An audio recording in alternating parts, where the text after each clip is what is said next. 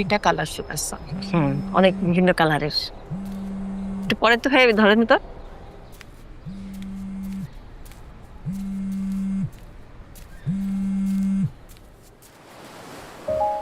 Hello, একটা গুরুত্বপূর্ণ কথা আছে। কি কথা? কি করো? বিয়ের কেনাকাটা, শাড়ি শাড়ি গহনা সব। আর বললাম তো সব। বিরক্ত হচ্ছ? উফ না। তাহলে উফ বললে কেন? আচ্ছা ঠিক আছে, আর বলবো না। তোমার গুরুত্বপূর্ণ কি কথা সেটা তাড়াতাড়ি বলো। আমি কিন্তু জানি তোমাদের বাড়িতে বিয়েটা হচ্ছে না। তো কোথায় হচ্ছে সেটা জানতে চাও? না না, খবরদার ওটা আমাকে বলবো না। কেন? পরে যদি আমি বিয়ে বাড়ি চলে আসি, পাগলামি শুরু করে দিই, তোমাকে নিয়ে টানা আছড়া করি। তুমি করবো না, এটা আমি ভালো করে জানি। আরে আমি পাগল। পাগলরা কি করে তার কোনো ঠিক ঠিকানা আছে নাকি? এটাই কি তোমার গুরুত্বপূর্ণ কথা? না। তো আজকের পর আমি ফোন দিলে তুমি আমার ফোন রিসিভ করবে না। আচ্ছা, আমি কিন্তু বারবার ফোন দিব, হাজারবার লক্ষবার ফোন দিব। আমার কিন্তু কন্ট্রোল থাকবে না, ফোন দিতেই থাকবো। তুমি কিন্তু রিসিভ করো না। আমি শত শত টেক্সটও পাঠাবো, সেগুলো একটাও খুলে পড়ো না। তাহলে কিন্তু তুমি ইমোশনাল হয়ে যাবে, তোমার মন খারাপ হয়ে যাবে। তো তোমার কি কথা বলার শেষ? না, আরো আছে। বল। বিয়ের ঠিক আগের দিন তোমার সিমটা চেঞ্জ করে ফেলবা, ওকে? কেন? আমি তো পাগল হয়ে যাবো, তখন মাথা ঠিক থাকবে না, বারবার ফোন দিতে থাকবো। তার থেকে ভালো না তোমার ফোনটা একবার বন্ধ পেলে, তখন আর ফোন দিতে পারবো না। আর শুনো, আমার বারবার ফোন দেওয়া দেখে যদি তোমার জামাই কিছু জিজ্ঞেস করে, তুমি বলবা তুমি চিনো না, ডিস্টার্ব করে তোমাকে, বখাটে ছেলে, ওকে? আর শোনো না, বলো। তোমার নতুন নাম্বার কিন্তু আমি খোঁজার ট্রাই করব। তুমি তোমার কাছের বন্ধুদের ওই নাম্বারটা দিও না, হ্যাঁ? আর ওদেরকে বলে দিও আমার সাথে যেন তোমার কোনো ইনফরমেশন শেয়ার না করে। পারবা তো? আর একটা কথা, কেউ কেউ তোমার কানে দিবে যে আমি সিক হয়ে পড়েছি। তুমি কিন্তু ওটা নিয়ে একদম টেনশন করবো না। আমি সিক হলেই বাকি, বাবা মা মরে গেল তো মানুষ বেশি দিন সিক থাকতে পারে না, তাই না? আমি সিক হলে আমি আবার নিজে থেকে ঠিক হয়ে যাব, এই তো। এর চেয়ে বেশি কিছু তার হবে না। তুমি এগুলো নিয়ে একদম চিন্তা করবে না, ঠিক আছে? নবনী, ঠিক আছে? হ্যালো।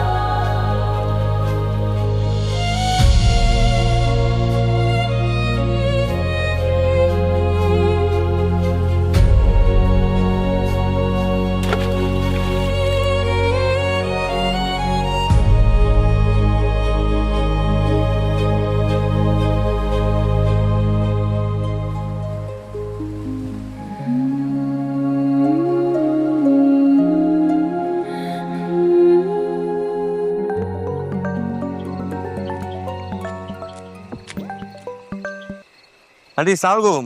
ওয়ালাইকুম আসসালাম। তোমরা ঠিকভাবে পৌঁছেছো? জি আন্টি, আমরা ঠিকঠাক মতো পৌঁছেছি, আপনি টেনশন করেন না। আর সিয়াম তো আমার সাথেই আছে। প্লিজ বাবা একটু দেখে রেখো, খাওয়া দাওয়া ঠিক মতো করে যেন করে, কোনো উল্টাপাল্টা যেন কিছু না করে। আমি ওকে নিয়ে কিন্তু খুব ভয় থাকি বাবা। আন্টি আপনি টেনশন করেন না তো, ও গ্রামের মধ্যে কয়েকদিন থাকলে ওর মনটা একটু হালকা হবে। আর নবনীর বিয়ে না হওয়া পর্যন্ত ও আমার সাথেই থাকবে, আমাদের গ্রামে আমাদের বাসায় থাকবে। তুমি ওকে দেখে রেখো প্লিজ।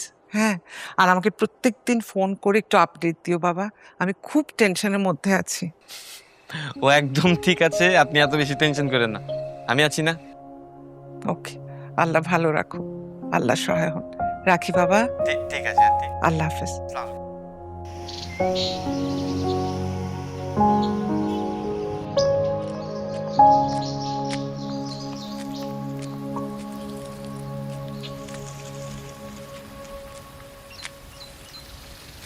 ভাই এক প্যাকেট ম্যাক্সিম দেন তো। কি সিম? Cigarette Maxim. ভাই নাই। তাহলে ম্যারিজ দেন।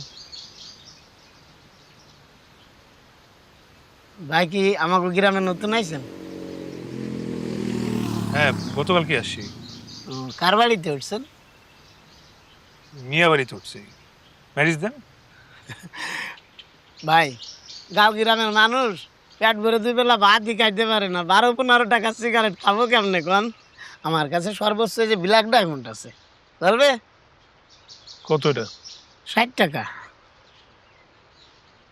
দেন।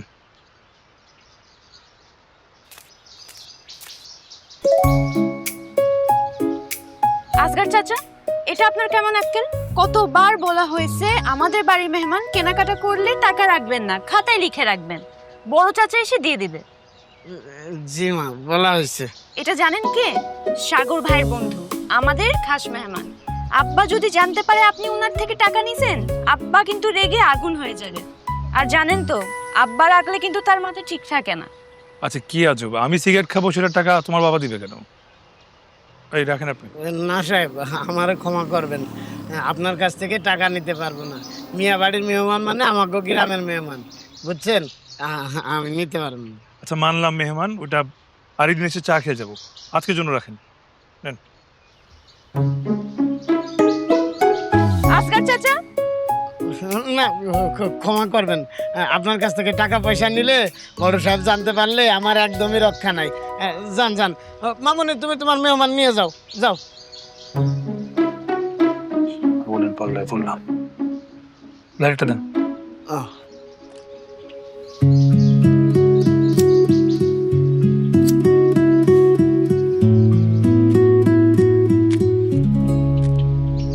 কত টাকা হয়েছে খাতায় লিখে রাখেন।